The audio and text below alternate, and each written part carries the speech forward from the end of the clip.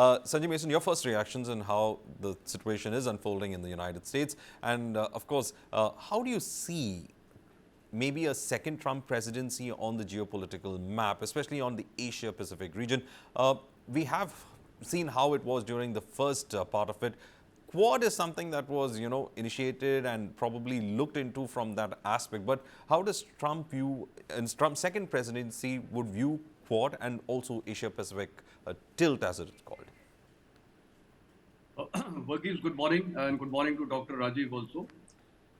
Firstly, the initial reactions are it appears to be a tough race, but if you see the vote swing presently, it appears to be in favor of President Trump. But then the blues, especially in the urban areas, when they are counted in these seven swing states, even Pennsylvania, as of now, seems to be a very, very tight walk for both of them. So I think in the later half of the day, some clarity will emerge. But now coming to your question, if President Trump comes as a second-term president, how will the geostrategic environment change, and especially in East Asia and whatsoever?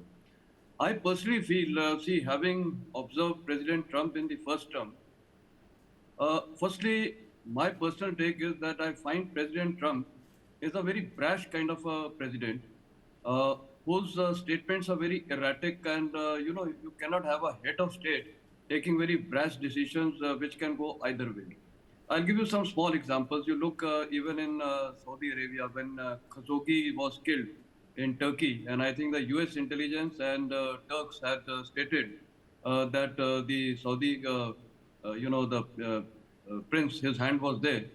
But when Trump became the president, he visited him, and the Democrats were very clear that they had stated that human rights is a big issue, and they had even suggested that they will cut off the military aid which they were giving to Saudi Arabia for them to fight the war in against Yemen.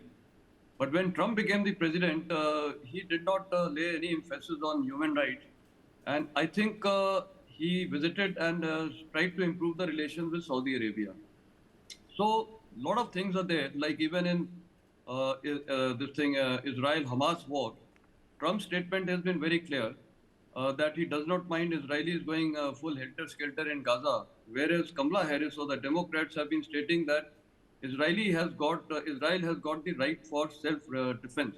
So there's a lot of difference.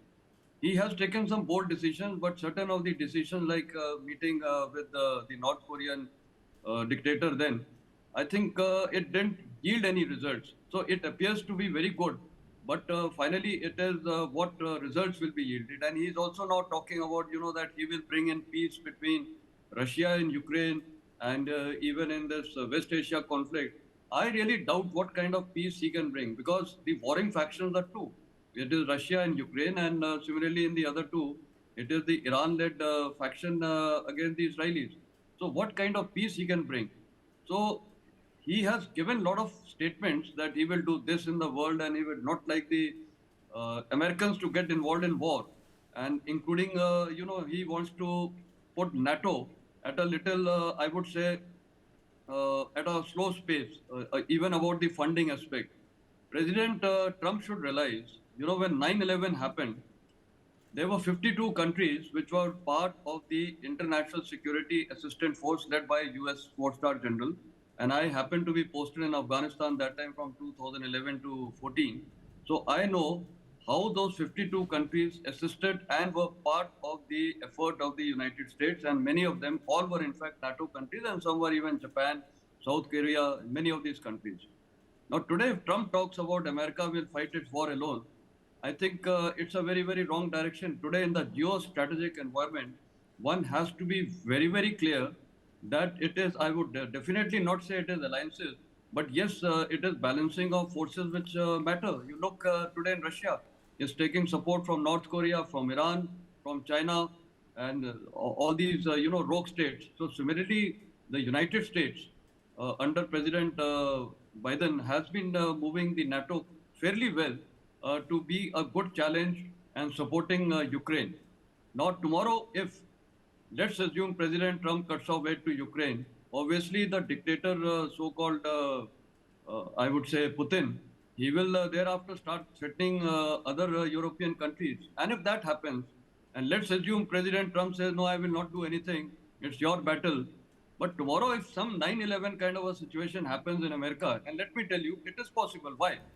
America today has become a very racial oriented society. Radicalism has increased like hell. And not only that, if you see majority this gun culture which has prevailed, I think it's one of the countries where every day you keep hearing about people coming and shooting people. So there is depression and there's so many things. The hatred has increased.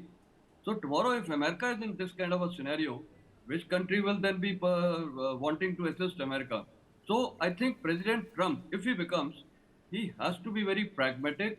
He has to understand the existing geostrategic environment, which is extremely important. You cannot just be one-man army. And yeah, another thing is he appears to be one-man army. See, you look at his chief of staff. He was a former Marine general who was with him, chief of staff, and earlier he was also handling, the equivalent to the Home Minister of India. So he was that powerful. And when he came out, he said Trump is a fascist, he is dangerous for the country. And not only that, he said he admires Hitler and he assumed that all the generals will be loyal to him the way Hitler's generals were loyal to him. Now, this is the army is for the people. It is not for a particular president. Right. So the way President Trump is going, I think I do not know if he is elected, and then even talking about this immigration, he said he start deporting these people back to South America. How is it possible? There will be so much of violence. It's not easy to say something and execute it on ground. It's extremely different. So I think in the long run, probably how the situation will unfold is too difficult to say. But looking at his past pattern, here you have a president who has taken top secret documents in his toilet. He Right. stored them there. How Right. can the nation trust him? So he is a very erratic person, and I do not know. Though a lot of people would be happy, Russia would be happy, even Indians are happy. Iran may not be happy, so I do not know. It's a very difficult thing to say, but I'm Yes, giving my yes. comment. We get that part of it because, as you said, a lot of people might be happy, but how it pans out in the larger context for the United States as well for the rest of the world.